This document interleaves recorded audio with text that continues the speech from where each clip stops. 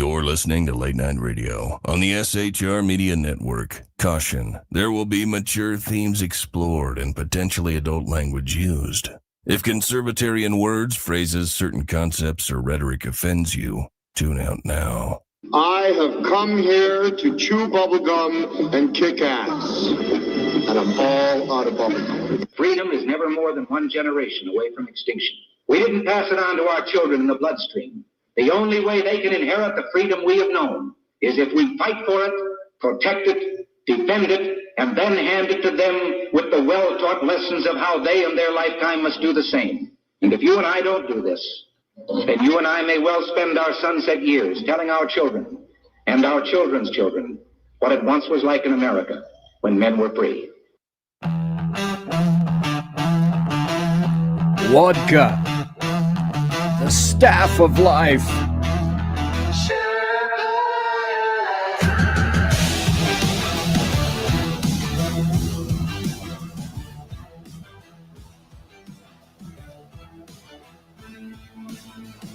I'm climbing through the chaos, got the truth in my pack. Leftist lies and globalists, I'm pushing them back. From the saloon to the airwaves, I'm spitting it raw. Constitution's my compass, liberty's law. Big gods creeping, shadows on the land. Feds with the schemes trying to bind up my hands. But I'm the Sherpa, guiding through the storm. Red, white, and blue, yeah, freedom's reborn. They spin their tails, but I see through the haze. Media maggots, lost in the maze. I'm calling it out, no fear in my soul. This patriot's fire ain't losing control. Conservative Sherpa leading the fight. Torch in the dark, burning bright in the night. Stand for the truth, won't bow to the game. Sherpas, come and remember my name. Sherpas rising.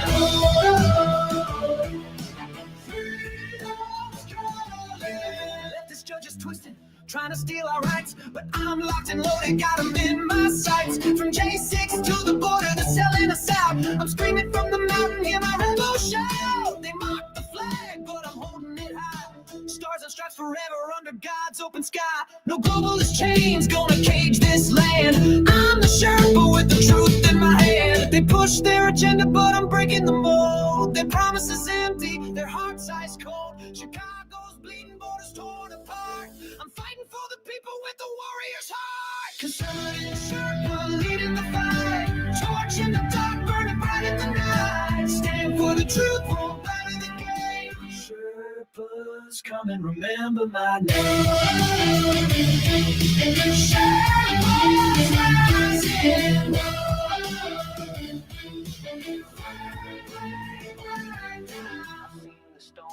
I've walked the line, 41 years, badge on the grind, now I'm on the air. My voice like a blade, cutting through the lies that the traitors made. Hurricanes rage, but we're standing tall. Sheriffs of the Constitution answering the call. From the saloon to the heart of the fray, we're taking back America, no more delay. Conservative Sherpa leading the fight. Torch in the dark, burning bright in the night. Stand for the truth, won't bow to the game. Sherpas, come and remember my name. Sherpas rising and the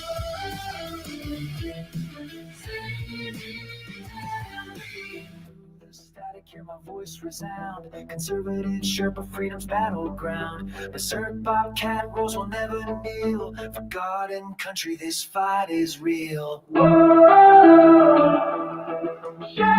Ladies and gentlemen, boys and girls, children of all ages, welcome to BZ's Berserk Bobcat Saloon radio show, where I am broadcasting from North Idaho in an actual free state. I don't really expect very many people to be here tonight, but that's okay. Historically, I've come from a time where we conservatives were throttled in ways heretofore unseen. And with the algorithms and whatnot, you can never tell on any social media, YouTube, X, wherever. Doesn't make any difference. Pick one. Conservatives are being throttled like crazy. There was a time not far ago, not long ago, when the SHR Media YouTube channel was getting 5,000, even 7,000 views off of a show. And then it went into a huge Mariana Trench, and it's never really recovered since. But we discovered it's not true just for us. It's true for a whole host of conservative venues. So what we know is there are a lot more people watching us than anybody or any of the social media would care to admit. As you have already seen, I happen to be this guy. I am your conservative Sherpa, the guy that you saw before. Hey, look, I actually created that, and I'm a crappy artist, and I don't know anything about AI. But I just want to let you know that I am your conservative Sherpa, and I am guiding you through the maelstrom of Democrat, leftist, and globalist lies, chaos, deceit, betrayal, ad infinitum, etc., etc., etc. And of course, what you're about to hear for the next hour and a half or so will consist of nothing but my opinion, and my opinion only, because I have no guests. And that's the way it works right here. I am doing the job the American media maggots won't. I am fundamentally changing America, one leftist diaper at a time. And of course, we don't water our drinks, just like we don't water our conversations. Pure vodka in here, unadulterated, and really, really nice and cold, because I just got that out of the freezer, and my right shoulder is still killing me, but it's much better than it was. So we are still serving stiff drinks right here in the saloon, along with facts, history, logic, rationality, proportion, context, clarity, tradition, and common sense for normal people. And we talk about, politics, religion, crime, culture, economics, race, sex, science, law. Everything is spoken about here at the saloon, where the speech is free, but the booze is not. I am streaming currently to a plethora of locaciones, and that is here. And by the way, I should tell you that this is the Sunday night saloon, and I do one of these occasionally when there's just so much to talk about, and or I feel really repressed. I feel repressed, and I feel like I just have to get this stuff out. And if I don't, it's like another one of those things is I don't really feel like waiting for Tuesday. Sometimes I do, sometimes I don't. So mostly this show is for me on a Sunday night. Occasionally I have guests. And I also want to say that I thank this gentleman right now. I want to thank Rick Robinson from KLRN for simulcasting the show tonight. A wonderful gent he is, and no finer, not an underminer. And I am you guys will be pleased to know that I am in contractual negotiations with Heisler Beer. And they're not far from being my sponsor, about that far. Okay, maybe that far or so. If I hold up my right shoulder, no problemo. Anyway, I'm on the cusp of changing 3 of my sponsors and maybe leaving one.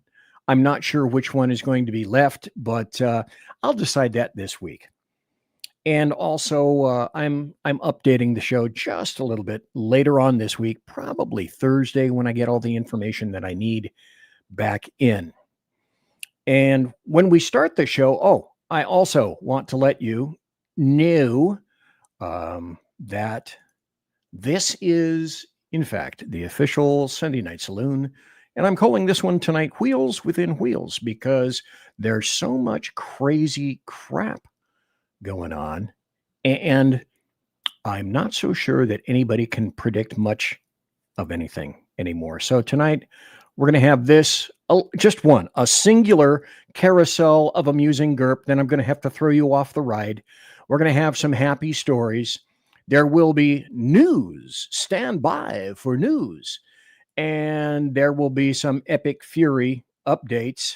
And if I get to it, I may not, I'll go into China as our enemy, because after all, China is, in fact, our enemy. Some of the things that I'm going to bring to you tonight are just plain bizarre. I don't otherwise know how to typify them. I do have, in fact, one piece of the carousel of amusing GURP, and that would be this one. Now, this, like most of the videos that I receive, was I got it surreptitiously on a flash drive, played it, and thought, okay, this is obviously, though it wasn't labeled as such, one of my contacts from Mossad. Having seen what occurred, this is from a camera in the Oval Office, and with no further alacrity whatsoever, I got to play it. Tucker, I want you to come to the White House. Believe me. Me? I mean, sure. Thank you, Mr. President. This is great. Do you see what airline he's flying on? I'm just bluffing with Iran, you know? It's the art of the deal, baby. Okay, yeah, President Trump is just bluffing. You guys are totally safe.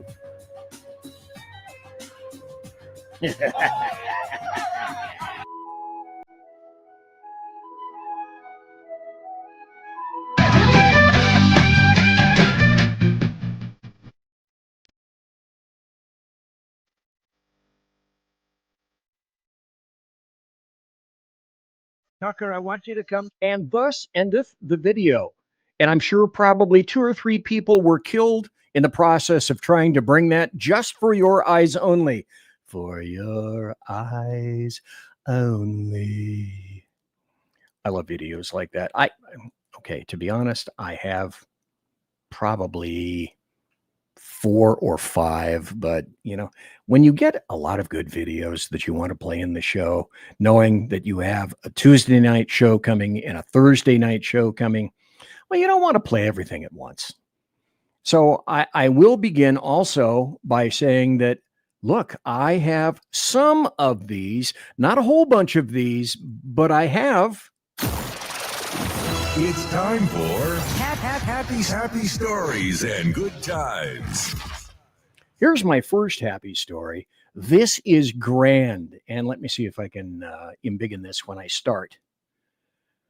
The Secretary, Doug Burgum, had a great weekend, Saturday and Sunday, wrapping up what he said was $56 billion with a B dollars worth of energy deals with Indo-Pacific allies. And according to President Trump's strong leadership, the world is turning to good, reliable U.S. energy and investing in good-paying American jobs. This is all negotiations. This is all the art of the deal. Japan signed in on it. There's a lot of money coming in.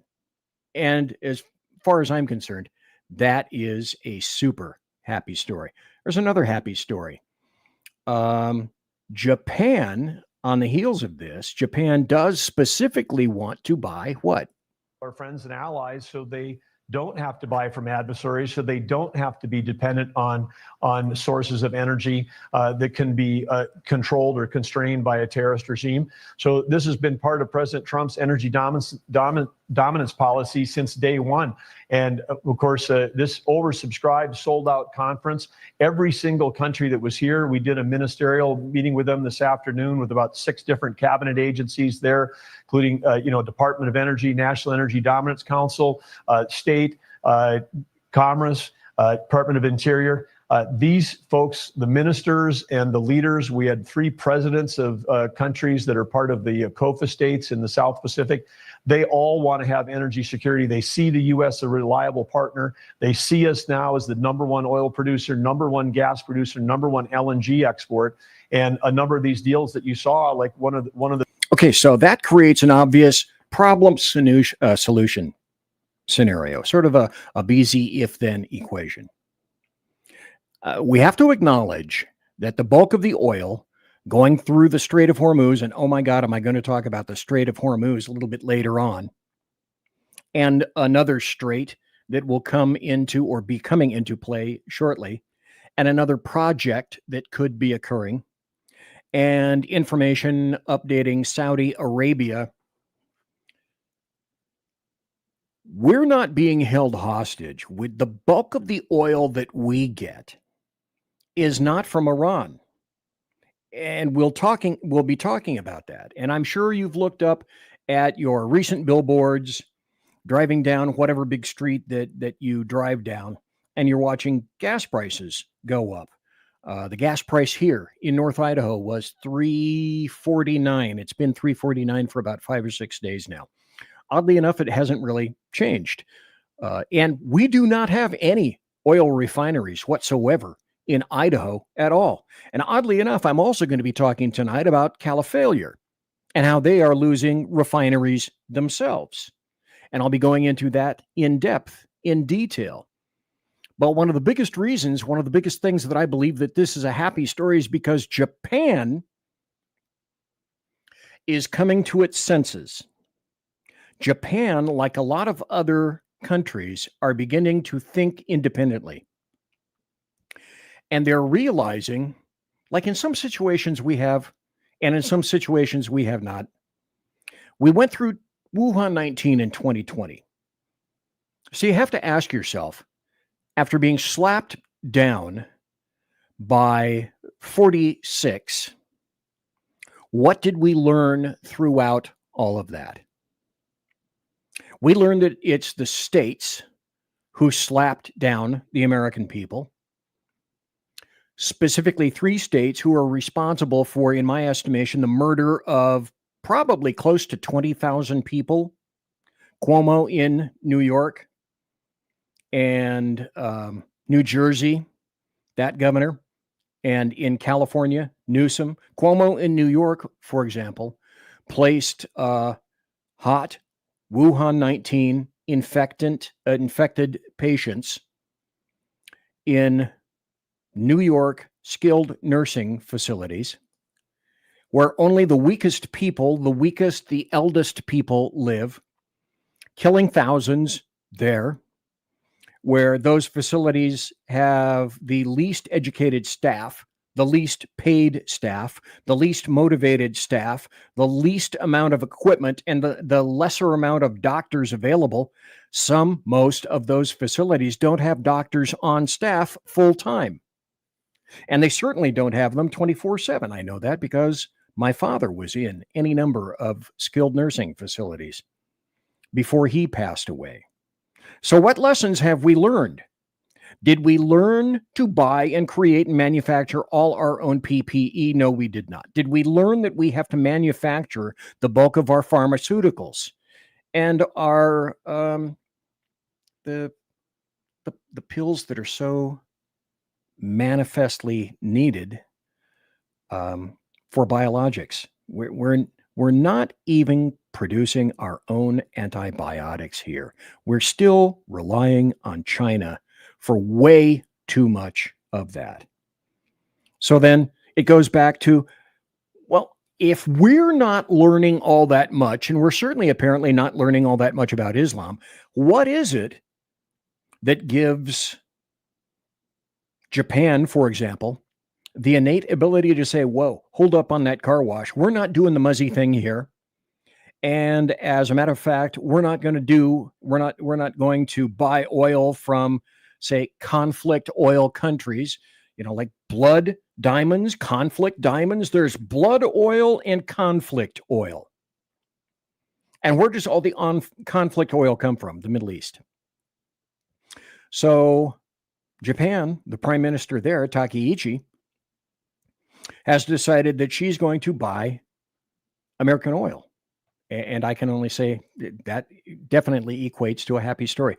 The next story, which is a happy story, is one in which an individual is likely going to get his ass in a big jackpot.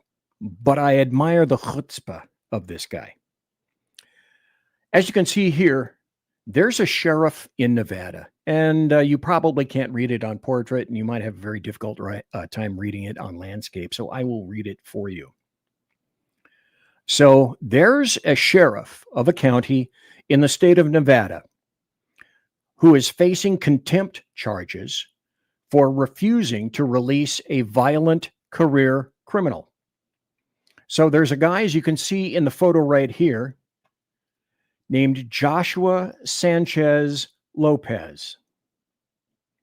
And he's a convicted felon with 35 prior arrests. And there's a judge in Nevada named Eric Goodman who ordered this guy, this career criminal, released with an ankle monitor. But a sheriff by the name of Kevin McCahill says he is not going to be releasing Sanchez because he's too dangerous. And so now the sheriff's department, is under threat of being sanctioned for contempt. Now, we have had a judge arrested recently, have we not? Certainly we have. So I wonder in the interim what's going to occur. Judges seem to think the black-robed anarchist leftist judges think that they are absolutely inviolable. And I have to admit, to a certain degree, of course, yes, they are. They suffer no consequences for their actions. And predominantly DAs suffer no consequences for their actions. The current thrust of DAs these days, those purchased from George Soros coin, their job is to make sure that they prosecute as few people as possible unless they happen to be white. So this is, Sean has his show, The Edge of Liberty. This sheriff is walking a very cautious and careful edge of liberty. He may end up finding himself subject to contempt charges. But like a lot of other things, there has to be an index case somewhere. And an index case is something from which case law can be made. In other words, there must be an incident or an event, and there must be a result from that incident or event that someone is going to appeal or sue for or against. And only then, and especially in an area or an individual or an organization that has standing for a suit, only then does it become an index case. And an index case is required to fight back. Now, this has been used for quite some time, lawfare, against conservatives. And I've said for the longest time, there is no damn reason why conservatives should not wage lawfare in reverse against Democrats and leftists. There is a gentleman by the name of Ralph Benko, and he was the president of the Alinsky Institute. And that's that Alinsky. That's the Rules for Radicals Alinsky. And when I spoke to Ralph Benko 7 years ago, maybe 8 years ago, he said, and I've told this story before, he says, this is just a book. Leftists use it. Democrats use it.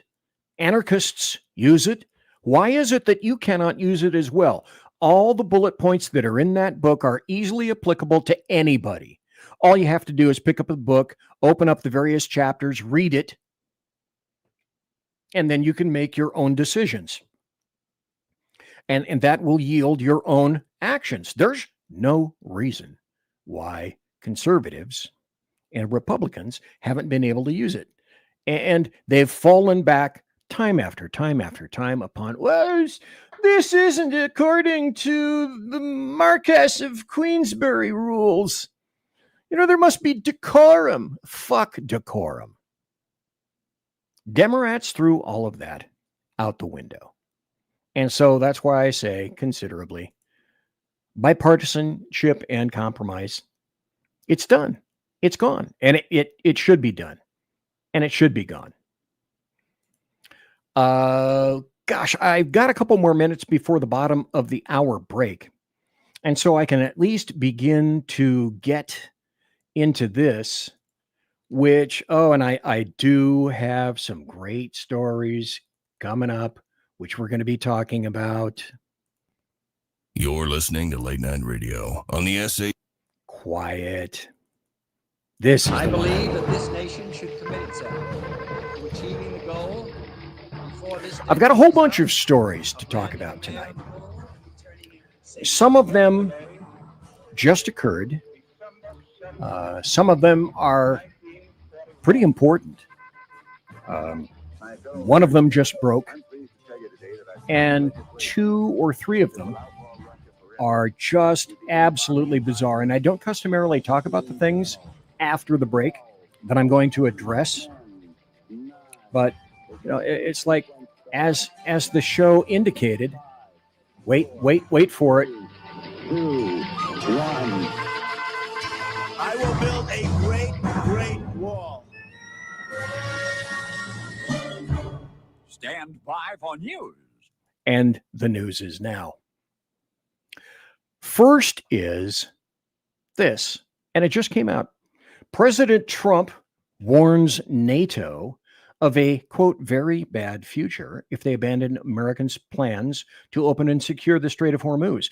And again, like I said, more about the Strait of Hormuz probably in the end of the first hour, if I'm grokking my time concepts correctly. So Trump wants to announce a coalition of countries escorting tankers this coming week. And it's a fact that we have to acknowledge that NATO is not NATO without the United States of America.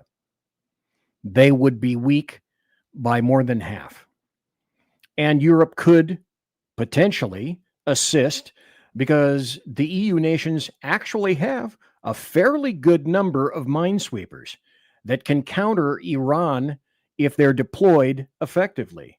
So NATO Secretary General Mark Rutte recently nailed it, and we're going to listen to him for about a minute or so. So when President Trump is doing good stuff, I will praise him. And I don't mind him publishing text messages. And if anyone thinks here, again, that the European Union or Europe as a whole can defend itself without the US, keep on dreaming. You can't. We can't. We need each other. And why do we need each other? I tell you. First of all, because also the US needs NATO. And the US is not only in NATO to prevent the mistake after the First World War, not to re-engage with Europe. And then again, the long arm of history reaching out to the US again in the Second World War, as Churchill famously said in his speech in 1941 in the US Congress. They are also in NATO because for the US to stay safe, and by the way, Arctic region is evidence here, they need a secure Arctic, they need a secure Euro-Atlantic, and they also need to secure Europe. So the US has every interest in NATO as much as Canada and the European NATO allies. But for Europe, if you really want to go it alone, and those who you are planning for that, forget that you can ever get there with 5%. It will be 10%. You have to build up your own nuclear capability. That costs billions and billions of euros. You will lose then, in that scenario, you would lose the ultimate guarantor of our freedom, which is the US nuclear umbrella. Good luck. Good luck is right. So if you want to go it alone, you can. But with that, see, before I go to the break, what everybody I think who's a smart thinking individual realizes that following the Marshall Plan, without the United States, a lot of things would not have been built. A lot of things would not have been reorganized. And Europe would likely still be in chaos and potentially even speaking different languages than the ones they do now. Perhaps unified by either Japanese or German, or who knows. But all points in between. And it's from this that we realize, yes, we do need NATO, but in my estimation, NATO needs us a hell of a lot more than we need them. Conservative media done right. You're listening to the SHR Media Network. Mission log. Intrigue. I mean, let's face it, who's even counting anymore? The Lost Wanderer is officially off course, chasing rogue rocket launches, fringe science, and things that probably violate causality. If it burns fuel, bends time, or makes scientists very uncomfortable, yeah, I'm probably going to talk about it. Every other Sunday on KLRN Radio, The Lost Wanderer, because space doesn't come with a roadmap, and honestly, I wouldn't follow if it did. Hello, I'm Matt, a student at Hillsdale College. Here is Hillsdale President Larry Arnn on the continuing relevance of the Constitution. Many argue today that the Constitution is outdated because it addresses problems peculiar to the 18th century. Some parts of the Constitution do read rather quaintly. Consider the injunction against titles of nobility in Article 1, Section 9 of the Constitution. But is that so outdated? The purpose of the injunction is to prevent the government granting special privileges to some for partisan reasons. This strikes at the heart of the rule of law. The crony capitalism so common today is a place where the government bestows favors and tax dollars on some businesses to give them a leg up over others. This is exactly the kind of thing the Constitution was meant to prohibit. The Constitution is not so outdated after all. This Constitution Minute was brought to you by Hillsdale College. To join the national conversation on the Constitution, go to constitutionminute.com. Hey fellas, are you mission ready? You need to check out Mission Ready Men via Earl Big E Jackson on Tuesdays and Thursdays, 9 a.m. Pacific, 11 a.m. Central, and noon Eastern. It's a show that equips you to navigate our society's challenges from a biblical perspective with courage and conviction. Tune into Mission Ready Men as we examine our culture through the prism of biblical truths, teachings, and how to apply them in our daily lives. Prepare to step up, stand out, and step into your role as a man as ordained by God. That's Mission Ready Men, hosted by Earl Jackson on the SHR Media Network. And get mission ready.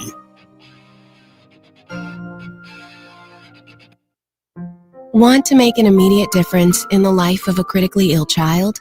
You have the ability to do that right now. Make a donation to Dream Makers for Life, the organization that restores dreams to seriously ill children and their families.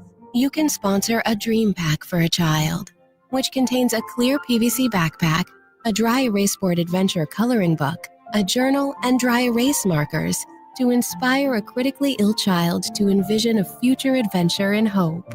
Want to become a dream maker for life yourself? Go to dreamforlife.org. That's dreamforlife.org. Help a child. Help a family. There is always hope. You're listening to the SHR Media Network. Hey folks, thanks for being here tonight. It is 8:33 Pacific, which means that it's 10:33 Central and 11:33 Eastern. And again, that's why I'm a late night show. Subscribe to the SHR Media YouTube channel if you would, pretty please. When you do, I get, of course, more vodka because that's what I get. And maybe a custom mug or two. And each subscription, now I can't talk about the other individuals that are on SHR, the other various SHR hosts. But when there's another subscription, I get my choice of either like blinker fluid because it's still winter and that's applicable, a timing chain from a 1979 Peterbilt 359, more cat food, a porcelain Dalmatian, an arboreal animal of my choice, or more vodka. Primarily, I choose more vodka. So, one and all, thanks for being here on a Sunday night. Just one of those things where I had so much stuff that I had to talk about. I wanted to make sure that I got it in and then out before Tuesday night. Speaking of Tuesday night, let's go back from Tuesday night to Monday night, or let's go forward one day from Sunday night to Monday night. See what I'm doing here? What I'm doing is I'm telling you that there are shows that you can watch on Monday. SHR has a show for you every night. Hey, and this week, even Sunday night. On Monday and Tuesday. Let me see if I can go down to my banners, and we're going to start Monday night with Jersey Joe, who happens to be, look down below. You'll be able to see the times and what I'm talking about. Jersey Joe is the Reaver of Common Sense. He is on Monday nights, 6 p.m. Pacific, 8 p.m. Central, and 9 p.m. Eastern. So what I'm saying is that there are two SHR shows available for you to see with your very own Mark 1 Model 1 eyeballs on Monday. And then also on Monday, you have the privilege of also watching Sean on the Edge of Liberty. Monday and Wednesday nights, right after Joe, 8 p.m. Pacific, 10 p.m. Central and 11 p.m. Eastern. Now, there are more shows, and I will talk about them later when I wrap up this particular show. On a Sunday, thanks for being here. You would customarily be expected to be someplace else, perhaps watching something on KLRN. I heard the Oscars something. I don't know what an Oscar is, nor do I really give a shit about an Oscar or one of those over educated leftist tools that happen to be watching that, or any of the tools that would spare any of their time to watch the tools who are at the Oscars. Very weird. Very weird. This is weird too. Now, we're into general news stories. And so there's information that's come out. It should shock no one that U.S. farms are disappearing at an alarming rate. Said it before on the show, I literally heard someone say, I shouldn't worry about that because I can get anything I want at the supermarket. No, not kidding. I actually heard with my little shell-like ears someone say that. So who's killing farms? Well, let's see. Enviro-leftards are killing them. Government rules and regulations are killing them. Corporate farm systems are killing them. Young people having zero interest in being family farm successors are killing them. And China purchasing our land is also killing them. Let me go to a chart here and see if I can embiggen that.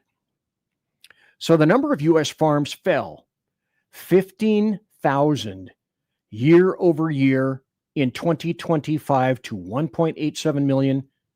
That's the lowest number of farms since the 1850s. And this is the third annual decline and the sixth over the last 7 years. Now, over this amount of time, the number of farms dropped 158,000 or about 8%. So at the same time, though, this is occurring. Total farmland available has fallen negative 24.9 million acres to 874 million, the lowest since the 1910s. And consistent with that, bankruptcies of farms, their filings have surged 36% to 293 in the first 9 months of 2025. U.S. farms are in a long-term decline. And you can see it clearly on the chart here. There are a number of reasons, and we're just about in a crisis. So sooner or later, like any number of things, we're going to have to do something about this. And this is a story for another day. Corporations, some of whom I enjoy, some of whom I don't. But the biggest question you have to ask yourself in terms of corporations is, why haven't we taxed the crap out of corporations? Why haven't we had the wherewithal and the ability to eliminate all these evil corporations, some of which truly exist to do nothing but gobble each other up? Granted, I'll go along with that quite readily. But in terms of tax law, who creates the tax law? And on a scales, and it goes back and forth between Democrats and Republicans, Republicans. Why haven't you seen any real tax reform?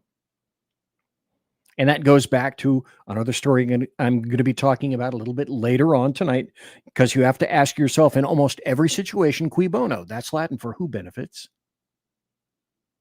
who profits.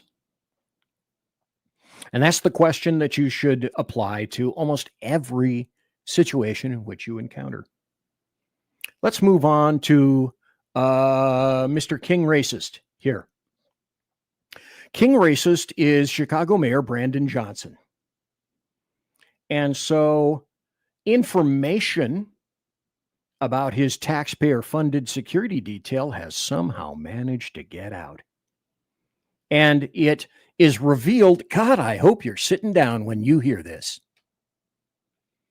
Because Brandon Johnson, blacks in Chicago, Brandon Johnson is not their favorite mayor because he clearly and obviously favors illegal invaders over the residents of Chicago itself. But now that you've sat down, and I'm assured that you're relaxed and perhaps you're having your own imbibation right now, as I am on my little granite mug holder, Brandon Johnson's protectorate detail includes 150 police officers costing $22.5 million in salaries every year. And why then, citizens have asked, why then, when Brandon Johnson declares, oh, Chicago is a safe city, why does he need so many cops? And if you want to look at arrogance and hear arrogance, I will show it to you right now. Here, go. Over the last week, I've literally interacted with over 300,000 plus real Chicagoans who say that it is hate speech for you to evoke the Civil War, to evoke bringing back the Confederacy, to say that law enforcement. His face is dripping with arrogance. Sadly, in his brain, he's figuring out, I'm going to have to reply to this low-level piece of white crap. How do I do it and still be semi-civil to him? Enforcement is a sickness when you yourself have over 150 sworn police officers on your detail. What do you say to these people, and will you ask your 150? Is this due to reptilian? Because he almost never blinks. You have to ask yourself that question too. A sworn police officer, CPD detail, to stand down if you and your wife Stacy are ever attacked, shot at, or rammed with a protester vehicle? First of all, I'm sorry to hear that your numbers of interactions have gone down. Okay, see, immediately, do you see the deflection? The deflection will continue, but he doesn't want to answer the question because the person that's posing this, William Kelly, has nailed him. And he doesn't like to be nailed, nor does he like to be answerable to anyone. Only 300,000. Actually millions, but personally I've interacted with over 300,000, believe it or not. It went down. No, it's going up. Higher than yours, by the way. By the way, check out your comments. Check out the comments on your feed. I think it's... So he deflects to social media, doesn't answer the question, and then the reporter, because it's an ad hominem attack, the reporter has to defend himself, but still, Brandon Johnson doesn't answer the damn question. It's important to be able to make sure that to the people that you're talking to, though you're talking to less and less people every week, is that they know the truth. Oh, you mean he's CNN? No, he's not CNN. He's Daily Caller. Here's what I've said. That the addiction on jails and incarceration and the addiction of militarism, it is an evil. Dr. King made that very clear. Really? He did. And so I believe it's incumbent upon us to make sure that the real Chicagoans or the real people of America, instead of sending billions of dollars overseas, we should be spending it on the people right here in the city of Chicago. And what are your results, Brandon Johnson? Besides rampant racism, you are the king racist of Chicago. And what have, with all the money that you have spent on Chicago and Admiral Akbar Lightfoot before you, what achievements have you actually acquired for the citizens of Chicago? And the achievements would be none. Now, I told you at the first half hour of the show, I mean, this stuff comes across my screen and kind of, I have to admit, for the most part, I try to ignore it until it just really gets like hypocritically, beyond hypocritically stupid. And people have been worrying about this for quite some time, and I generally don't try to go into any sort of detail about this, but things have gotten so ridiculous that there are certain stories that won't even be covered here in the United States. Here's one from the Times of India.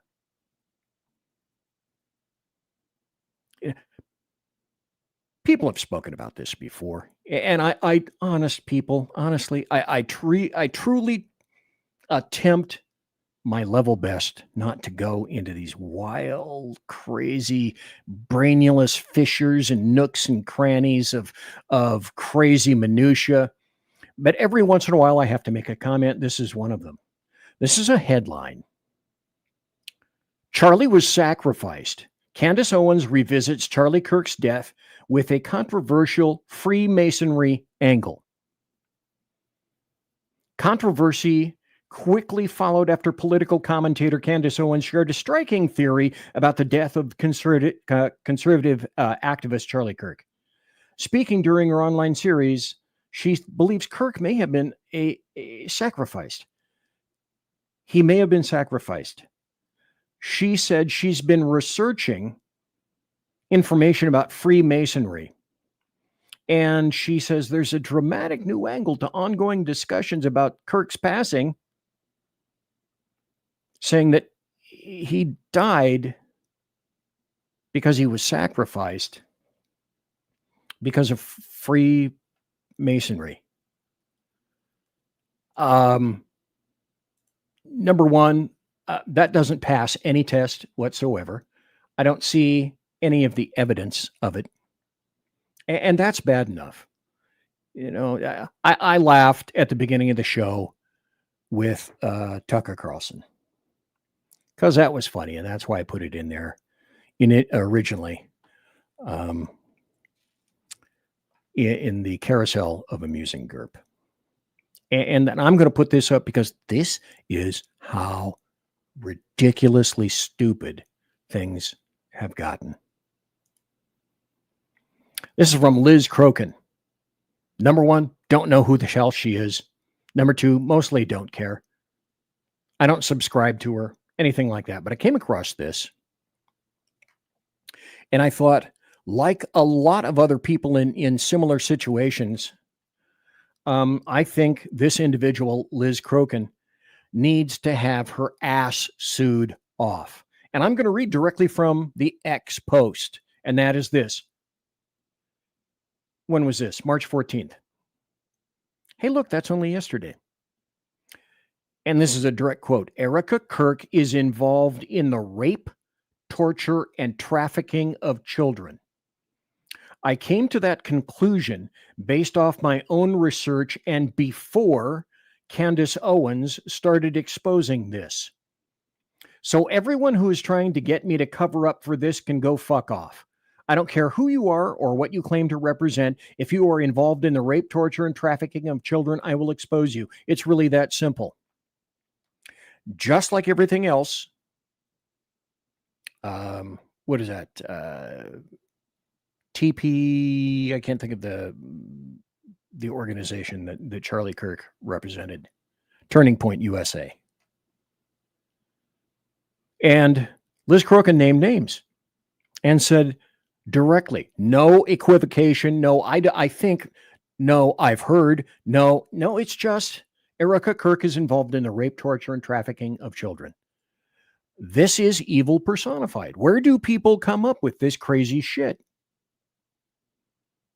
And, you know, if somebody said that about me, I don't care. I've been insulted by professionals, and nobody that I know on social media is any kind of a professional. So I couldn't give a fuck. But somebody like Erica Kirk, who just lost her husband 5 months ago, that's all it was, just 5, almost 6 months ago now. If you don't go after people like this, they're going to continue. It's no more complicated than that. They're nuts. And here's some more nuts. I'm going to show you a story in just a moment. In January of this year, I'm going to go over the background so that you understand it. January of this year, so there are 2 Lake Brantley High School students in Florida. There's a 15-year-old and a 14-year-old. And the 15-year-old, Isabel Valdez, who goes by Jimmy and is, of course, transgender. And Jimmy's best friend, 14-year-old Lois Lippert, They were arrested after an anonymous tip alerted the authorities to a potential threat. So it turns out that Valdez, the tranny, had stalked a male classmate for months, taking photos of him and memorizing his schedule because he reminded her of Adam Lanza, the perpetrator of the 2012 Sandy Hook Elementary massacre.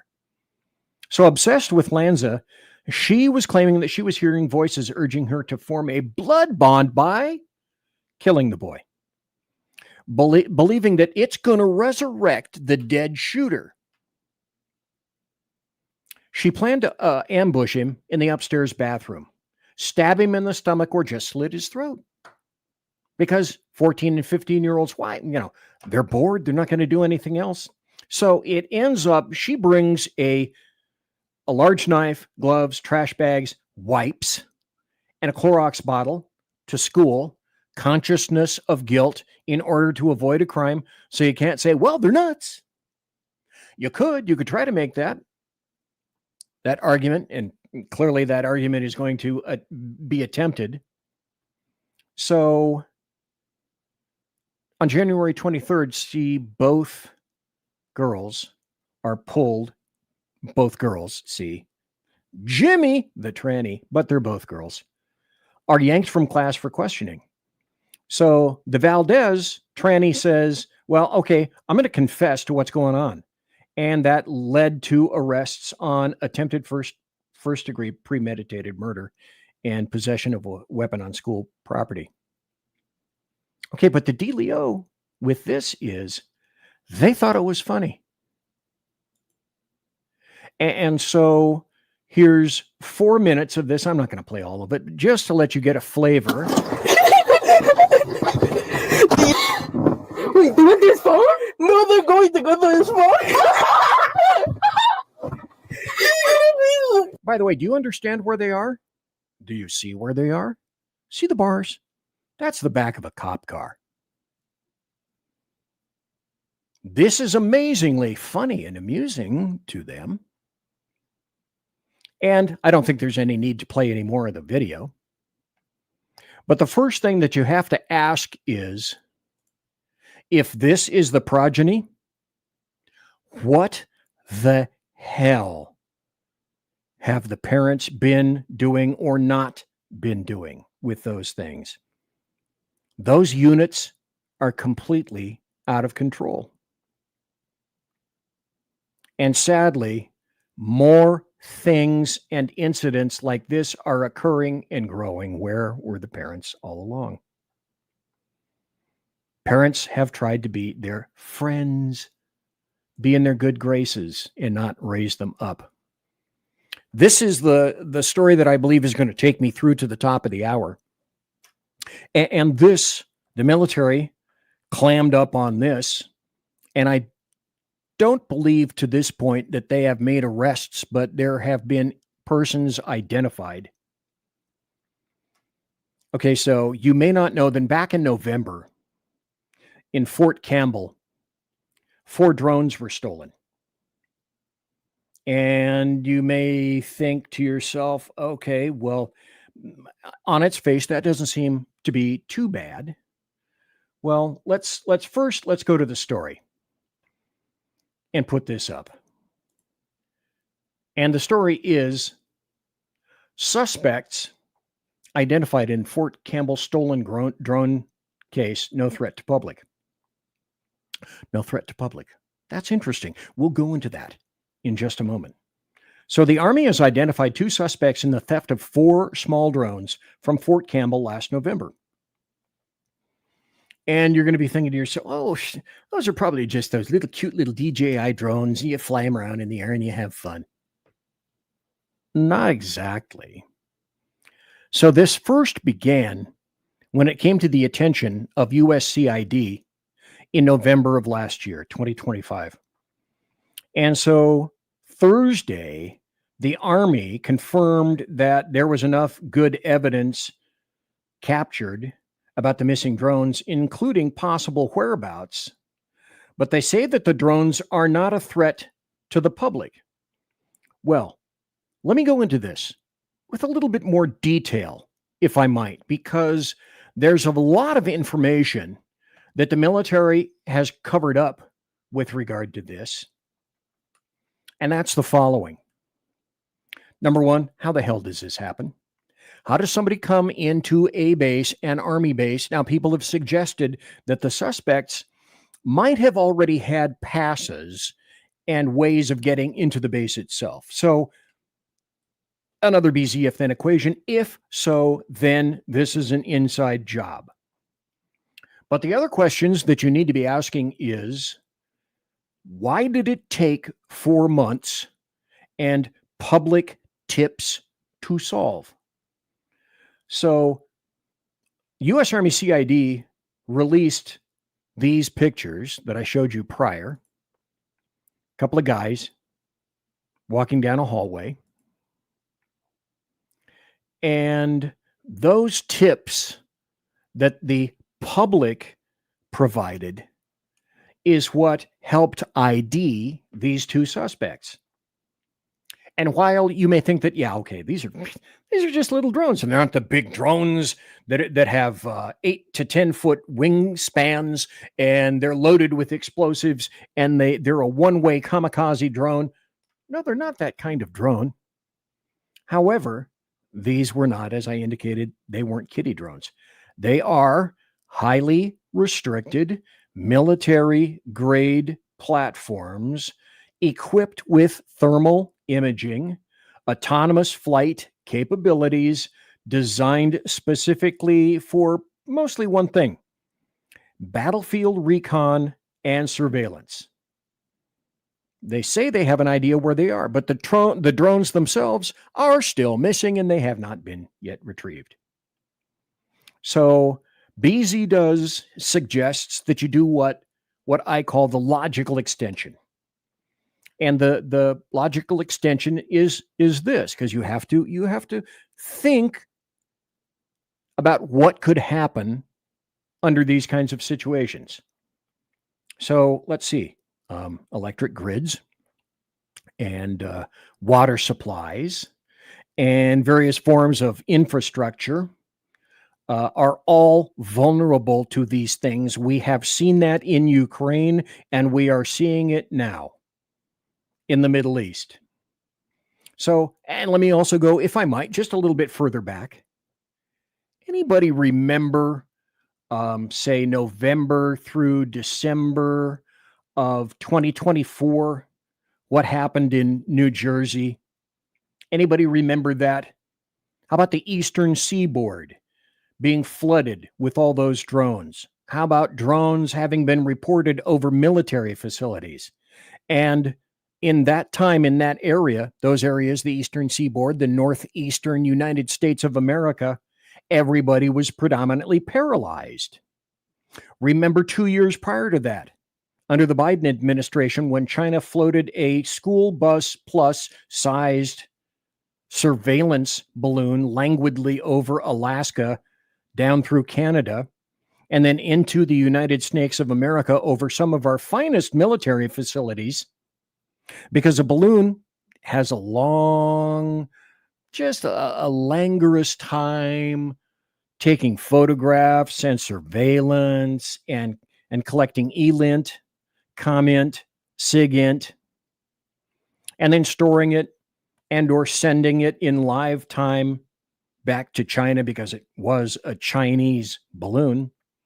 So it was an abject fail for the balloon. It was an abject fail with the drones on the Eastern Seaboard.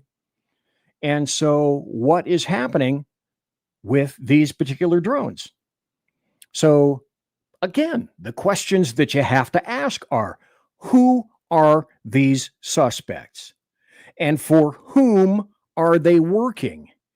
And by whom are they getting paid? What is their motivation? Conservative media done right. You're listening to the SHR Media Network. In a world where leftists are running out of metal for the safety pins of their soothing red diapers, one man stands alone, attempting to fundamentally change America, one leftist diaper at a time. BZ, your conservative Sherpa, is guiding you through the maelstrom of Democrat leftists and globalist lies, chaos, deceit, and betrayal. Listen to BZ Saloon on select and exclusive Tuesday and Thursday nights at 8 p.m. Pacific, 10 p.m. Central, and 11 p.m. Eastern on the SHR Media YouTube channel, Twitch, KLRN, Rumble, and X at BZ Saloon. It's one great late-night conservatarian talk radio show. Be there. Aloha. Hello, friends. Do you have a moment so that we may discuss our Lord and Savior Minarchy? No, seriously, I'm just kidding. Hi, my name is Rick Robinson. I am the general manager of KLRNradio.com. We are probably the largest independent podcast network that you've never heard of. We have a little bit of everything, and by that, what I mean to tell you is we have news, pop culture, special events, conspiratainment, true crime, mental health shows, drama productions, and pretty much everything in between. So if you're looking for a new podcast home to grab a little bit of everything that you love all in one place, come check us out. You can find us on X under @KLRNradio. You can find us on our Rumble and our YouTube channels under the same names. You can also find us at KLRNradio.com and pretty much every podcast catcher known to man. So again, feel free to come check us out anytime you like at KLRN Radio. It's Sean from the Edge of Liberty. Just like the Bidens, I too am moving. Only in my case, it's days and times. That's right, you can now find the Edge of Liberty Monday at 8 p.m. Pacific, 11 Eastern, and Wednesday at 8 p.m. Pacific on 11 Eastern on the SHR Media Network. Join me as we talk politics, news, alcohol, fun, not so much fun, clowns, small kittens, large kittens, dogs, amoebas, and anything else that just pops into my mind while I'm on the air. That is Monday and Wednesday, 8 p.m. Pacific, 11 on the East Coast, on YouTube, X, KLRN Radio, Facebook, Twitch, and anywhere else a good podcast is found. Please check out our website, shrmedia.com. I will see you live on the air. Attention, all patriotic women of faith. Yep, I'm talking to you, sis. Are you looking for high-quality, super soft apparel that reflects your love for country and your devotion to God? Look no further than Carry Girl Gear. Picture this. You rocking a tee so soft it's like being hugged by a cloud, all while showing off your love for God and country. Sounds dreamy, right? Well, welcome to reality, babes, because that's what we're all about here at Carry Girl Gear. We specialize in super soft tees, tanks, and more, designed specifically for the strong, patriotic woman who proudly wants to carry their message of faith and freedom. When you shop with us, you're not just getting a t-shirt. You're joining a community of like-minded women who are proud to wear their beliefs straight on their tees. So whether you're sipping sweet tea on the porch or leading the charge for faith and freedom, do it in a Carry Girl tee. Because life's too short for stiff, boring tees. CarryGirl.com, where faith and freedom meets fashion. Independence. With that declaration, America was born. Inspired by a belief in the God-given rights of every human being, and in the good that comes from exercising these rights well. The founders of our great nation chose independence. As do we. Hillsdale College accepts no government funding because independence makes possible the good to which we aspire. You're listening to the SHR Media Network. Folks, I'm BZ. Thanks for being here tonight on this very kind of strange, bizarre night where it is the BZ Sunday Night Saloon special, where I'm talking about wheels within wheels, conspiracies within conspiracies, terrorism within terrorism, and all the crazy stuff. Look at this. Did you see what the Saloon now indicates? No credit, no tabs, no gunfights, no leftists, and no whining, or you will be excommunicado immediately. And so I was talking about earlier, first we had some happy stories. Now I was talking about where we are indicating some news is being discussed. Here's another in a continuing series of clear observations that the UK is on its way out. It's removing Churchill from the banknote and putting on a squirrel. Yeah, I'm not kidding. So this is just removing another in a series of indications that the UK, I'm pretty sure the UK is not going to be able to save itself. If they can't find it within themselves to save their history, their traditions, etc., well, they're being subsumed from without and from within. This is the point where I said earlier that I would talk about califailure and I would talk about oil. And as you may or may not know, Valero, a large petroleum industry, paid $1.1 billion a breakup fee to leave califailure. So to me, you know, when a company, any corporation is willing to just, you know, do a $1.1 billion write down just to exit a market that pretty much tells you everything that you need to know about that market. And so I lived in Sacramento for a while in califailure. And I used to live in San Francisco for a while and around the Bay Area. When you go eastbound on 80 and you go towards Carquinez, there are a whole bunch of refineries that are out there. And they have been there literally for decades and decades. Well, Valero is shutting down the refinery that's in Benicia on both sides of Interstate 80, westbound 80, as you approach San Francisco. And they're going to shut it down by April of this year. Rather than, they've decided that it's better for them to do that, to shut down a refinery, than to keep attempting to manage or having to deal with califailure's onerous regulations and rules. And so just that one facility right there, Valero, it processes about 145,000 barrels per day, about 8.6% of califailure's entire gasoline supply right there. About 400 jobs are going to be flying away, never to return. Local tax revenue in Benicia takes, of course, a hit, and in that county, I believe it's Alameda County. And if you remember correctly, Phillips 66 already said, well, we're leaving. And that's nearly 10% of California's in-state refining capacity. And that's coming offline really shortly. And so analysts are saying, oh, okay, well, what does califailure like this look like? So there are economists at UCD, University of California, Davis, say that $1.20 per gallon is going to be the increase by summer of this year. And your usual 15-gallon fill-up goes from about $70, depending on your car, vehicle, etc., to about $95 to $100.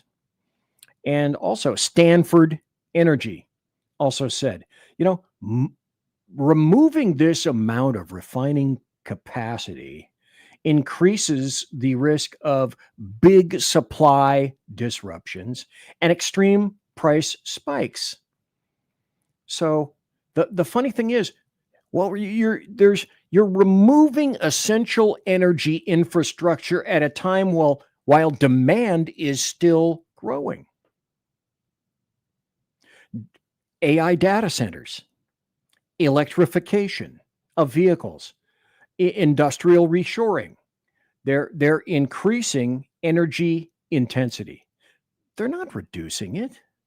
And the idea that demand, what Gavin Newsom was saying, well, demand, there is no more demand, so we can let these refineries go, and califailure will be the better for it. So when supply is forced offline in an already high demand system, and the demand is only going to grow because of the aforementioned aspects, the outcome isn't, well, it's just a transition. No, it's going to be just ridiculously volatile. And California, you demanded that, and you're going to get that. Now, I spoke earlier Thursday night about, John Cornyn. And can you tell me if there's a politician that could be John Cornyn, by the way, of course, is a Republican. I spoke about arrogant, and I spoke about Brandon Johnson, the massive king racist mayor, Brandon Johnson, in case you didn't get the proper adjectives. Cornyn, can you possibly think of an individual who is as dismissive? Yeah, I know you did. You just heard one in the first hour, but here's John Cornyn. You previously said that nuking the filibuster would be taking a wrecking ball to Senate rules. Is that no longer true? I said I'd be open to reforms.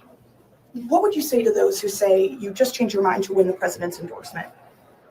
I'd say that's not true. You also said that if I think we're through. Go ahead. Go away. Thank you. You previously said that nuking the filibuster would be taking a wrecking ball to. Now that's dismissive, of course, and that's arrogance, of course, and somebody somewhere or a large series of somebody somewhere put this asshole into his installation and sent him to DC because somebody thought that was a good idea. Is anybody around Texas perhaps rethinking this, which is what you ought to be? Because again, reason number 5,723,225 as to why these assholes all need to be replaced. Both sides of the aisle. Both sides of the aisle. Democrats are horrible, but frequently Republicans can be as horrible, if not more, because as they smile to your face, they're jamming a stiletto under your ribs and smiling while you bleed out onto your shoes and onto a floor. And then they step back to make sure they don't slip in your blood. How about some more news? How about CNN, the finest name in news? So it looks like CNN was caught partying with muzzies in London ahead of their they secured an exclusive permit to enter Tehran, Iran, and during the mass killing of their citizens. So this is from Red State by my good friend Brad Slager, who said CNN's horrible week gets worse as details emerge on network officials partying at the Iranian embassy. I'll put this up, as I've said before. You can find all the articles and videos I've used tonight on my Rumble channel, on BZ's Berserk Bobcat Saloon radio show, and that's where I link all my articles and my videos. I don't do that on YouTube because there's no space on YouTube to do that, and they are exclusively on my Rumble channel for BZ's Saloon. So you can read this in depth and in great detail if you wish, which is what I would recommend, because we're going to continue on with news. My understanding is this next story came out today. And normally I've tried my judicious best not to point fingers and try to support Israel as best I can.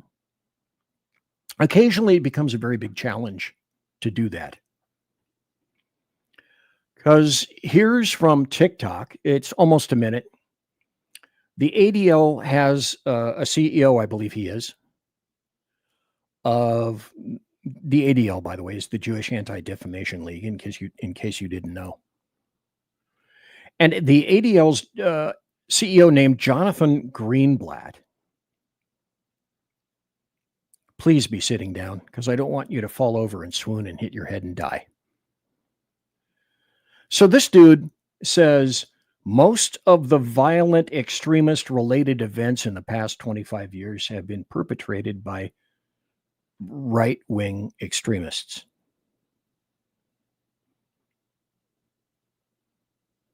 This fucker is a nutcase. But let's hear him speak. I want to hear him speak. Go. Got, for example, extremist-related murders in the United States. So over the last 25 years, the majority of them have been committed by people who self-identified or authorities have identified as quote-unquote, let's say, right-wing extremists. Because again, if I look at the actual violent events, they're mostly perpetrated by them. Now, on the other hand, that's not the entirety of the threats. Sure. So whether it's left-wing radicals or again, political Islamists or these other groups, we are absolutely focused on them too. But if you think about political Islamists in the United States, just for a moment, Sure. other than 2001, right, the 9/11 attack, like the number of people actually killed by political Islamists in the United States, it's a pretty low number, just statistically speaking. Got, for example, So if I'm understanding him appropriately, and I'm doing my best to make sure that I don't go 210 over 190 over this guy, although I will have a sip of vodka.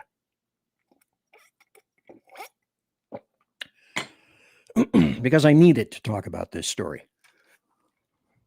Everything that he said is provably and demonstrably false. It is a lie. I don't know how to put it more succinctly than that. It's an absolutely stupid allegation. You know, for example, look at all of 2020. That's just to begin with. I don't think really right-wing extremism had anything to do with 2020 at all. Multiple billions and billions of dollars in damages, 25 plus people killed, 10,000 plus officers injured, riots, arsons, damage, burning, all in the year of 2020. And of course, it's those right-wing white supremacists that were doing that just in 1 year. So I went back to the book of stats, and I found something very interesting from Fondapol.org. And again, you can see that in Rumble if you want to look up the information. It's there. I'm going to provide it for you. So between 1979 and April of 2024, there were a minimum of 66,872 Muslim attacks worldwide. Now, most say Islamists. I just say plain Muslim.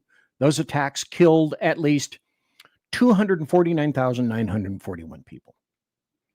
Between 1979 and 2000, there were 2,194 attacks and 6,817 deaths. Between 2001 and 2012, the attacks went up. 8,200 attacks, 38,000 deaths. Between 2013 and 2024, 56,000 attacks and 204,937 deaths.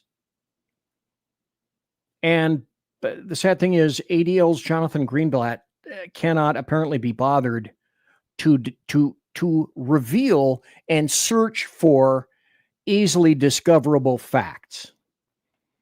And the reason I say that is because this is what I discovered.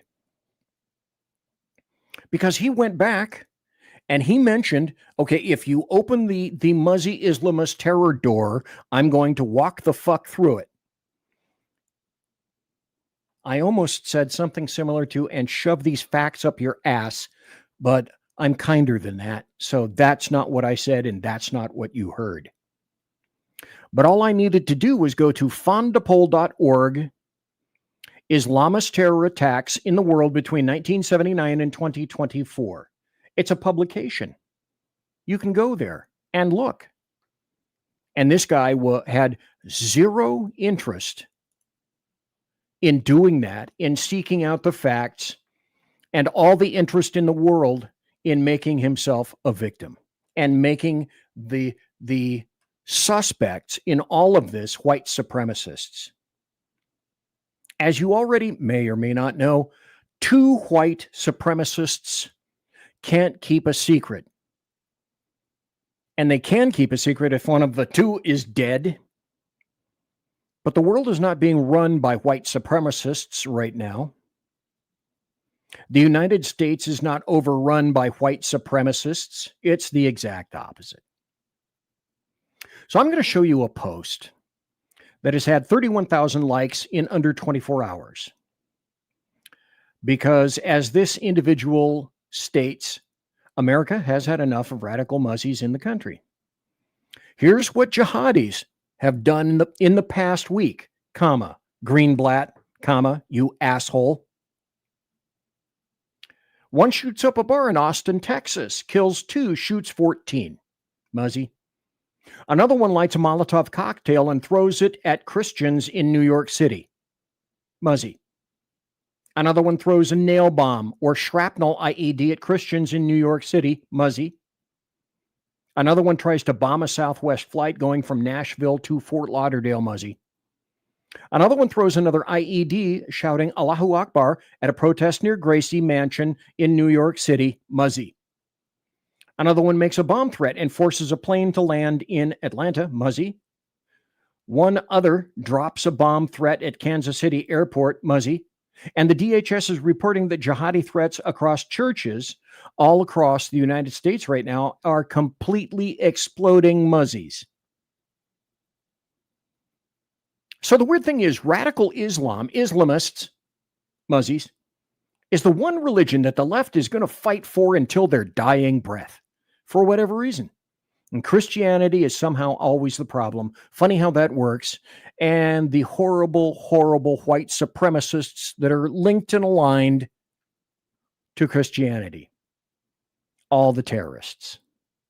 So, what did this person have to say? I'm going to actually put her video up right now, and you can listen for about a minute. Here's what jihadis have done in the U.S. in the last week. 1 shoots up a bar in Austin, Texas, kills 2, shoots 14. Another one lights a Molotov cocktail and throws it at Christians in New York City. Another one throws a nail bomb or shrapnel IED at Christians in New York City. Another one tries to bomb a Southwest flight going from Nashville to Fort Lauderdale. Another one throws another IED shouting Allahu Akbar at a protest near Gracie Mansion in New York City. Another one makes a bomb threat and forces a plane to land in Atlanta. Another one drops a bomb threat at Kansas City Airport. And the DHS is reporting that jihadi threats against churches across the U.S. right now are completely exploding. Radical Islam, for some reason, is the one religion that the left will fight for till their dying breath, for whatever reason. And Christianity is somehow always the problem. Because it's all white supremacists. You know, clearly I was mistaken by labeling Muzzies as being responsible for those incidents. Clearly you, being the thinking individual, know that that's not true. While we're talking about assholes, while we're talking about leftists, while we happen to be talking about Democrats, how about let's listen to Chris Murphy from Connecticut talk a little bit. It's a 3-minute video comprised of nothing but lies, but I'm going to play it until you're just sick to your stomach of it. Lastly, if we are serious that the policy of the United States is to stop Iran from getting a nuclear weapon, then we have to be serious about what the consequences of the failure of negotiations truly are. It is... Okay, stop right now. That's a fallacy. Anyone who thinks that you can negotiate with Muzzies, particularly anyone from Iran, is a stupid individual. And that includes Barack Hussein Obama and anybody else that thought that they were going to do a deal with Islam. Now, hear me out just for a second. Said it before, I'm going to say it again because it just popped into my brainulus, and that's this. The greatest amount of Muzzies on the planet are in Indonesia. Do you see Indonesians threatening the United States of America? I do not. Certainly, they have their own issues. There are a host of killer Muzzies in Africa and North Africa and South Africa, but they're not really the primary threat. It's the Middle Eastern version of Islam that is the issue. But these guys seem to think that they're reasonable. You can sit down and do a deal with Iranians. No, you cannot. Show me, tell me, display for me, give me a link, an article, or a video indicating where Iran has kept and still keeps one agreement, one contract that it has signed with anyone, not just the United States, not between Muzzy terrorist countries, that doesn't count, but an actual contract with non-barbaric civilizations. Disingenuous to suggest that there are credible and likely options other than military action should these negotiations fail, especially if the United States Congress takes steps that allow the world community to blame us for the failure of those negotiations. Why is that? Well, because the easy thing to do would be to simply reinstate global sanctions if the negotiations fall apart, try to squeeze Iran even more tightly. But that's unlikely to happen if it's the United States that gets blamed for the failure of the negotiations. Why? Because our partners in those sanctions won't join us. They will walk away. Stop. I think I've had about enough of this asshole. Why do they walk away? Why is the EU apparently uninterested until it is directly bombed? Why is the UK uninterested? Why is the EU, the rest of Europe, predominantly uninterested? Because they are Chamberlain type quislings. They are cowards. And I cannot say that more succinctly. They are cowards. This guy he displays a continuing level of arrogance and hypocrisy that is brainulous type stultifying. But it won't stop. It almost cannot stop, and it won't stop on behalf of the Democrats. So here's another video, about a minute and a half or so. Hey, this will take us down to the bottom of the hour break. Hey, did I plan this or what? So Representatives Annapolina Luna and Brandon Gill are talking about weak Republicans because there's a shit ton of weak Republicans on that side of the aisle who are not interested in taking action on the SAVE Act. Let's put that up. And why is this important? Because apparently John Thune has said, well, we're going to take it to the floor next week, meaning this week. So this may be a rather critical week. Go. We had 4 years under Joe Biden where the Democrats let in millions of illegal aliens. Those people are going to vote in our election system. We've already seen many of them voting in the past. You're going to see a much bigger percentage of them voting in the future if we don't get this legislation signed. Whenever the American people are demanding something, the president is demanding something, and something that is so common sense as voter ID, now is the time to get it done. This is, I think, maybe one of our only chances to get it done, and that's why I'm withholding my vote on any bill other than DHS funding that the Senate sends over to the House until the Senate gets this done. Thank you. Thank you. For those who just tuned in, thank you. All campaigned on election integrity. The president literally got shot. I don't know if the American people remember that, and still won by overwhelming majority. And yet you have, senators, both Democrat and Republican, saying they won't support this, and that's unacceptable. And so, yes, they will not pass any legislation. We have the votes to kill it. No rules will pass. None of their legislation will get through.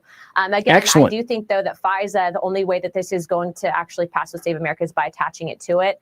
And so we're willing to hold the line. Look, we are on the side of history here. We have the American people with us. This is an overwhelmingly popular issue, and the president supports it. And so, let me stop here for. Can you tell me in recent history what issue has had an 84 percentile positive rating? That is to say, voter sanctity and integrity. List for me any other issue except for the slicing of illegal invaders coming into our country. What other issue can you think of or feature in recent history has an 84 percentile approval? Mr. President, we will be doing everything we can in the House to actually get this on your desk.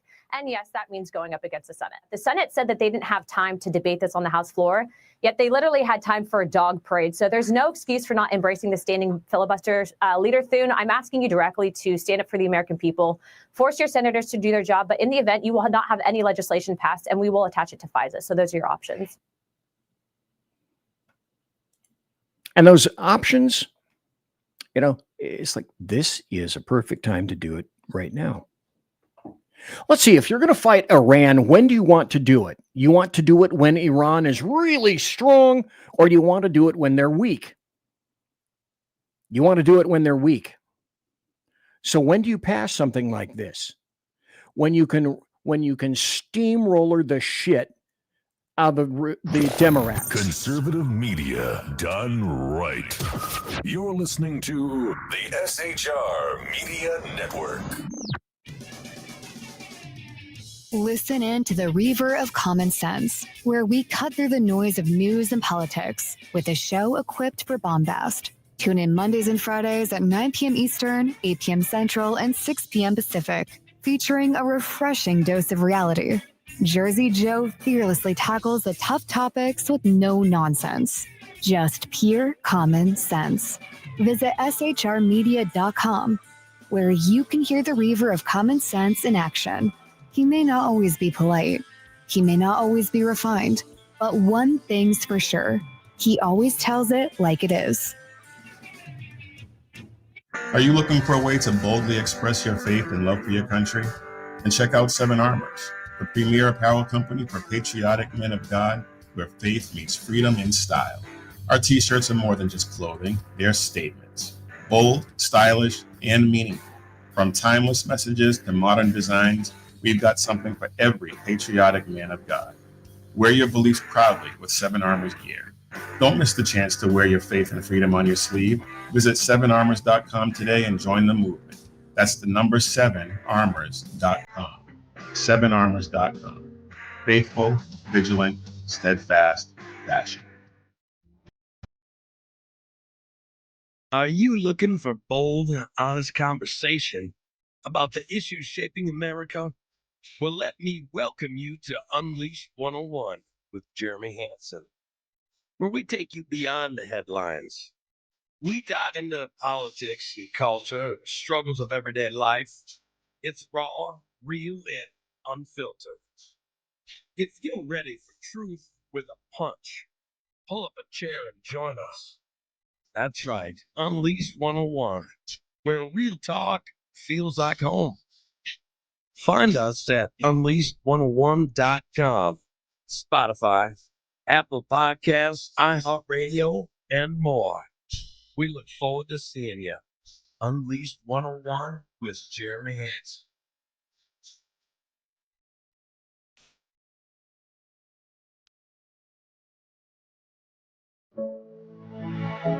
Freedom. One nation in all of human history was built on that bedrock. Ours.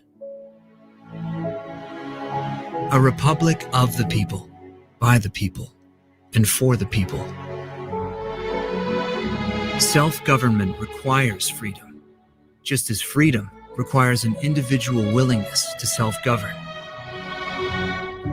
Freedom has made America exceptional, but it can only last as long as you and I seek the good, as expressed by the laws of nature and nature's God. It can only last if you and I choose to act as people of character. Forging character has been the pursuit of Hillsdale College since 1844.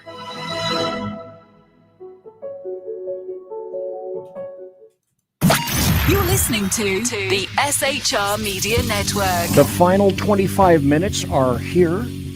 I'm BZ. You're in the saloon. This is BZ's Sunday night special.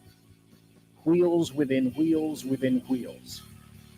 Strange situations going on. I will talk about that. I believe I will have time to talk about that because now we're going to be going into this sort of an epic theory type update. And while we're here, because it is the last section, the last segment of the show also. Folks, this is BZ's final hour. Step up. Last call for alcohol. And just as your friend BZ has his mug here, my BZ KC 135 Kettle One Refueling Team mug. Someday I'd like to make this available. Can't do it just yet. I also want to remind everybody that, we're going to be going into this Epic Fury updates with some strange, bizarre kind of things that are going on. And that's where I indicated that some of this is just some bizarre wheels within wheels. So I got 20 seconds of the luscious Canadian Mark Carney speaking, because just a few days after an IRGC, mullah was given asylum in Toronto by frogs. Canadian PM Mark Carney, he of the Quisling bent, said Canada will not assist the United States in any of its operations against Iran. And in case, folks, you may have heard this and nobody has explained it to you, people are just assuming that you know what IRGC stands for. It's the Iranian Royal Guard Corps, who I believe is probably running Iran right now. None of the other leaders, supreme or otherwise. So let's put him up on the stage and Mark Carney, speak. Canada supports the necessity of... Okay, by the way, you're hearing this in a female voice because this is Mark Carney speaking frog. preventing Iran, not a nuclear program, and exporting of any terrorism. Canada is not participating in the offensive operations of Israel and the United States, and will not ever. Canada supports the... So we cannot, I speak leftist, so I'll translate. Carney, like Keir Starmer in the UK, are so desperately overwhelmed by muzzies and so cowed by muzzies and so fearful of muzzies and so cowardly that they will not oppose something when the solution is right in front of their faces. They do not have the spine to stand up for their own country. So Carney has essentially said, you know, I love terrorists and the United States is my enemy. Speaking of enemies, the American media maggots are your enemy as well. This is an article from The Atlantic. U.S. capabilities are showing signs of rot. When a military force begins to decline, the first symptom may be subtle. It's rot. You can read the article yourself at your leisure. Leftists are not going to support you. They're not going to support the country. They're not going to support patriots. They're not going to support conservatives. And they're not going to support people who want to make this country independent, energy independent, and sovereign, and continue to make sure that this country is strong. And here's where it gets a little weird. And this is where I say wheels within wheels. And I have 22 minutes to make it number one. Make it so. Iran sends millions of oil barrels to China through the Strait of Hormuz, even as war chokes the waterway. Iran has managed to send 11.7 million barrels of crude oil through the waterway since the war began, all of which were headed to China, according to vessel tracking data. Now, 50% or more of Venezuelan oil went to China. And 50% of the oil going to China came through the Strait of Hormuz. So as you can clearly see, the Strait of Hormuz is critical in terms of being a pinch point, or the Middle East's oil sphincter, as I like to recall. So this was, let me see if I can put this up on the stage. This was 3 days ago. From MEM Middle East Monitor. In humiliation for U.S., Iran sending oil to China through Hormuz. Okay, so we seem to be hearing conflicting information. And of course, this is true in any war. And I will put up all this information that I possibly can. And again, you can see it at your leisure at any time you wish. Go to Rumble. So 4 days ago, again, this was true. So Iran is exporting more oil through the Strait of Hormuz now than before the war started, as per the Wall Street Journal. Iran's oil exports have risen by 100,000 barrels a day since the war began to 2.1 million barrels a day. China is desperate. China cannot afford to have the Strait of Hormuz closed. And China is also buying large amounts of Iranian oil. Now, I go back, and that's why I say wheels within wheels. So we have to be asking ourselves questions if we're good, logical thinking human beings. And the first one is, okay, is the Strait of Hormuz open or closed? And who is behind the Hormuz shutdown? Now, at first blush, people might think, well, obviously it's Iran. Are you absolutely sure it's only Iran? Come on, folks, do what BZ calls the logical extension. And the first thing you have to ask is, every time, in any situation, cui bono, Latin, who benefits? Who profits from all of this stuff? So start thinking about this. And Trump recently made a move that I really disagreed with vehemently, bigly. And I don't agree with everything Donald John Trump does. OMB, Orange Man Bad, the guy with the dead orange cat on his head. I do not. Love to have him for dinner. I bet he's got a ton of tails. But I don't approve of everything that he does. Never have and never will. And everybody's, well, you're just a Trumpster. You didn't. No, I'm not. So there's something that I started looking at just recently, within the past couple of days, called the Kobisi letter. And it's on X. And the Kobisi letter writes, and I agree 110%, strategic reserves likely cannot solve the oil crisis. And it won't. In my mind, the U.S. strategic oil reserves are for a crisis. This is no crisis. When you start getting oil like 78, 76, 77, where you can't even get it, and there are long lines at gas stations, and then you had odd, even days, and I know I was a cop at that time, and I had to moderate any number of fights at gas stations on odd and even days. I've been there before. I've seen this. I've got the RAM rack to prove it. And so releasing strategic oil reserves when around here gas is $3.49 a gallon. I don't give a shit what California has. Califailure can go to hell. All of the money that's being paid by people in Califailure is predominantly because of their taxes. Talk to Gavin Newsom and nudge your vote just a little bit, voters. $3.49 around here ain't cat piss. Gas was $5.43 under Biden, under 46. I didn't see too many strategic oil reserves being ripped open then. And by the way, do you remember under 45, Trump wanted to fill the strategic oil reserves, and Congress, Schumer, said, oh no, you can't do that. That was the cheapest time in which to replace our oil reserves. And the Democrats said, nope, can't do it. Too much money at its cheapest.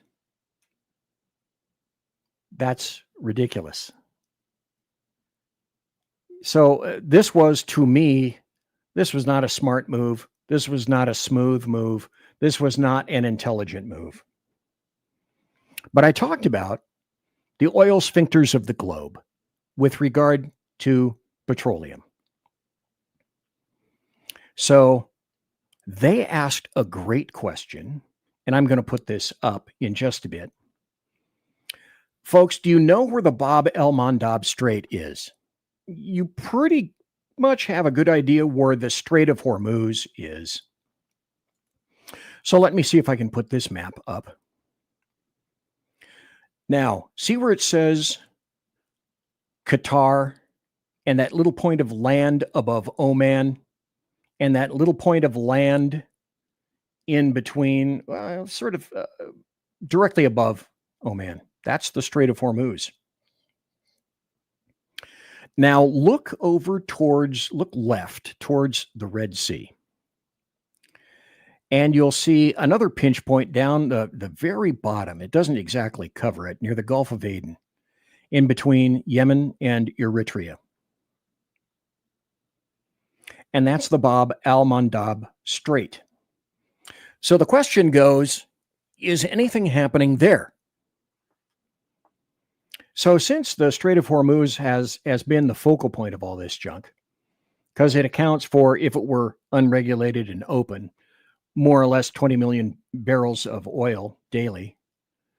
So Iran's Fars news agency said 2 days ago, Houthis in Yemen and other resistance groups are going to join in to try to shut down the Strait of Hormuz. And they're going to be applying as much pressure as possible to be able to do that. However, people are kind of ignoring this, and I'll put the map up in just a moment. 12% of the global seaborne oil passes through the Strait of Bab al-Mandab, making it the world's 4th largest shipping choke point. So if this passage is closed, there's another roughly, give or take, 6 million barrels of daily oil that would be halted. And the total offline capacity, if you happen to shut both, would be about 25 million barrels per day, or give or take, say, 25% of global supply of oil. And so it's going to be kind of a really important, critical week ahead. I'm going to put this up. This isn't really big. I wish I could make it bigger, but I can't. But at least I can circle a few things. Okay, up here, Strait of Hormuz. Down here, the Bab al-Mandab Strait. See how narrow it is up here. See how narrow it is down there. I'm going somewhere with this. I'm going to be attempting to make a point because I read everything as much as I possibly can. So again, remember, Iran sends millions of oil barrels to China through the Strait of Hormuz, even though war is choking the waterway. And the Houthis from Yemen are doing their level best to make sure that, well, that can't happen. We're going to do something with the Strait of Hormuz, make sure that it's a choke point. So then, like I've said, the straits, are they open? Are they closed? What are they right now? But then I'm going to put this up in just a moment. And so I have to ask a question because I've been reading this. Is Saudi Arabia making a wheels within wheels within wheels? Is Saudi Arabia making a kind of a Byzantine little Machiavellian move here? Because I'm hearing rumors of another thing, which I will go into in a moment or two. So will Saudi Arabia end up gutting Iran's their big old hanging leverage play to shut down the Strait of Hormuz, now that you have a fairly decent idea of where that is and what it looks like? So Saudi Arabia is starting to crank up its own east-west pipeline, and oil is beginning to flow across the desert to a place called Yanbu on the Red Sea coast. And I'll put up the map in just a moment. And that's why I showed you prior that point of the other sphincter point, Al-Shabaab. So I'll put this up. They are attempting to bypass the Strait of Hormuz. No more Iranian threats choking their exports because it's right next to Iran and all the other people that have interest in shutting down the Strait of Hormuz. So Iran's mullahs, and whoever the hell is in charge these days, I don't think anybody knows, maybe a piece of cardboard, maybe not. They loved using the Strait of Hormuz as an oil sphincter. And they would consistently and have consistently held it over the head of the entire globe in terms of oil supply. You know, it's like a big old revolver to the head of the world. And the question to be asked now is, will that be in the future useless? So Saudi Arabia appears to be moving millions of barrels of oil their way now, keeping oil supply steady, and maybe kind of sort of potentially crushing Tehran's blackmail. So let me put up this map. With luck, this map will be big. Okay, there we go. I can put this up now. And I can also send my little cursor over here. Strait of Hormuz. Okay, you can see that. Iran, Pakistan, Kuwait, Strait of Hormuz. And here's the other strait right here. So what happens, because this is all Saudi Arabia right here. And what happens if these ports begin shipping oil away from the Strait of Hormuz? And does that necessarily open this? Because Ethiopia, do they have the ability to stop oil flow here? Or Somalia, do they have the ability to stop this oil? I don't believe they do. I don't believe they have the intelligence or the capability to do either of those things. Now I want to throw, and this is why, again, tonight, it's called Wheels Within Wheels. The potentialities are all there. Because what happens if, and I'm going to put up another map in just a moment. So what happens, because I have to ask these questions. What happens if Saudi Arabia kind of envisioned this stuff 40 years ago? And while the world right now is panicking about the Strait of Hormuz, and all the focus seems to be on the Strait of Hormuz, who can keep it open? How can you keep Iran from sending oil tankers to China? Because apparently they are. And I have not heard an update. The Strait of Hormuz is up in the air right now. I don't have the newest information. So what happens if the Saudis decided that they were going to try to do something about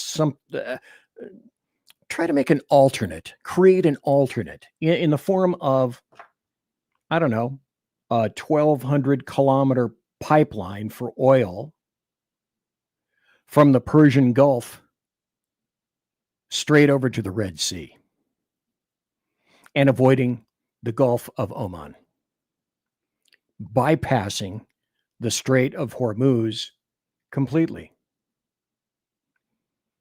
Now I'm going to show you this oil line that apparently, to my best estimates, was built in 1981.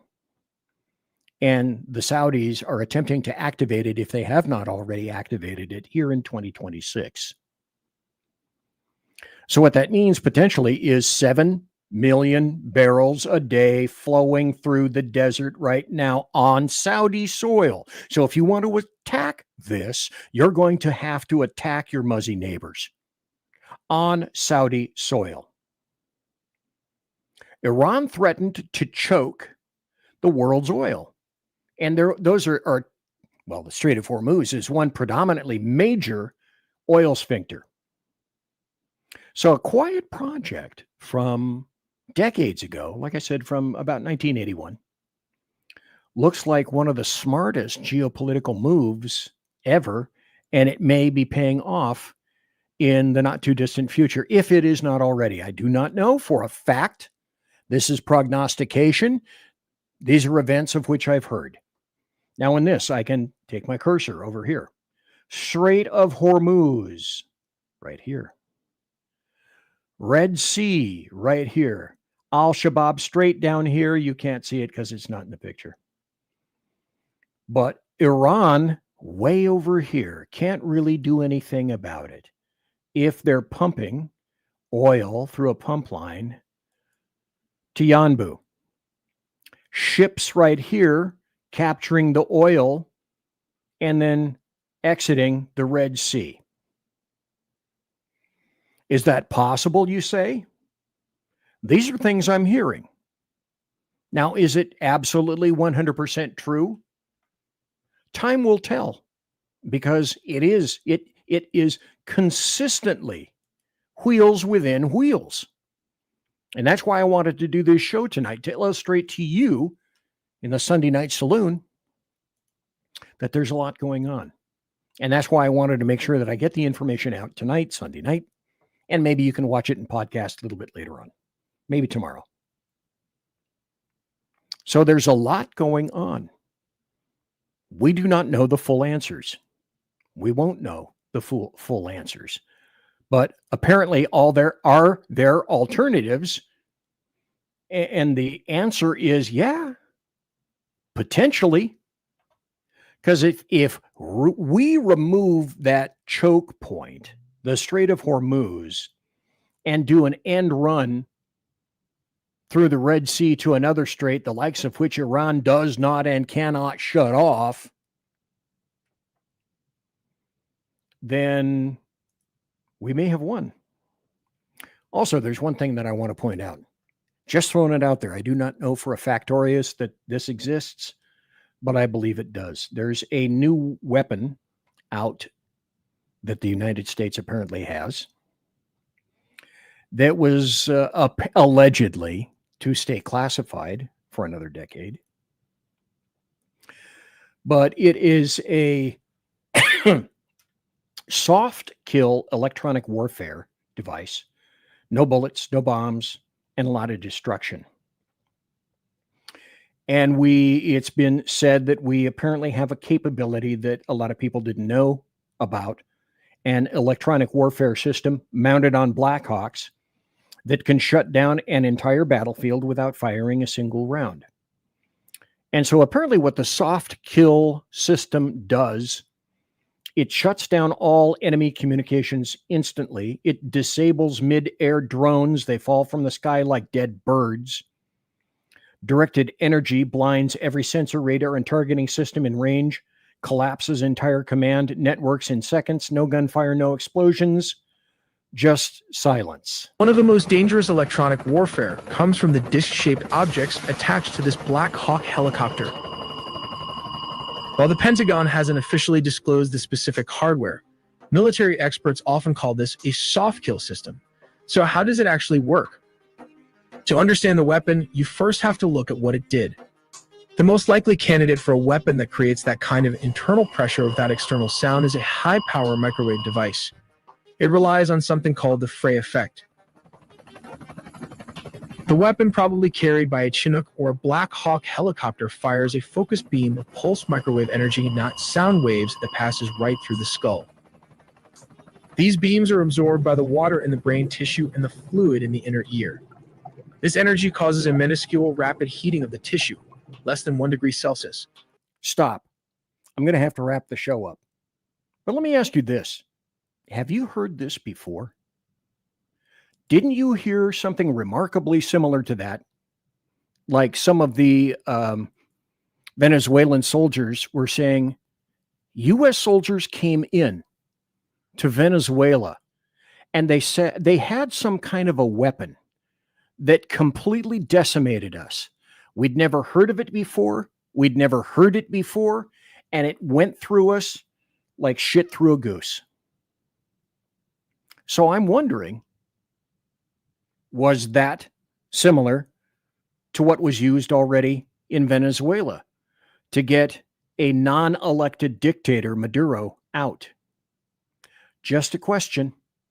And that's why I'm here, to point out that there are always wheels within wheels. And I always want to ask questions.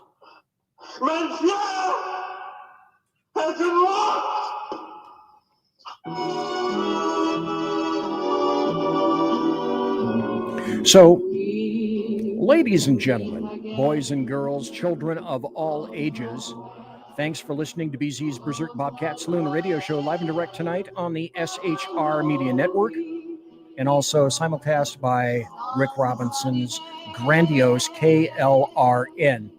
And you can find it on tons of other bulbous podcasts throughout natural and unnatural locales.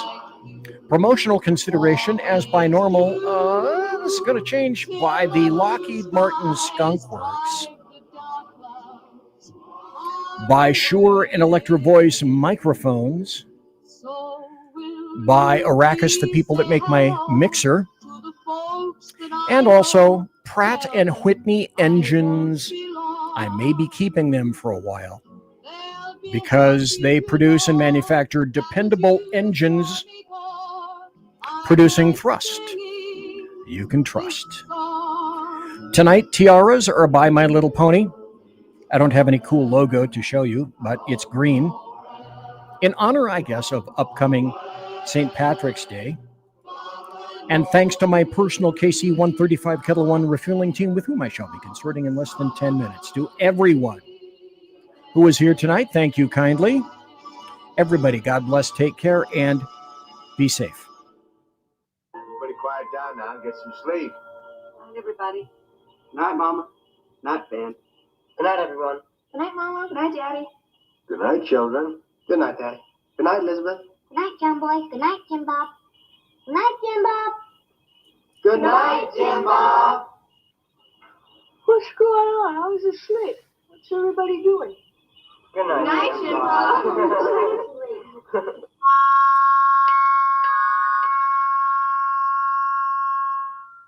Good night, and good luck.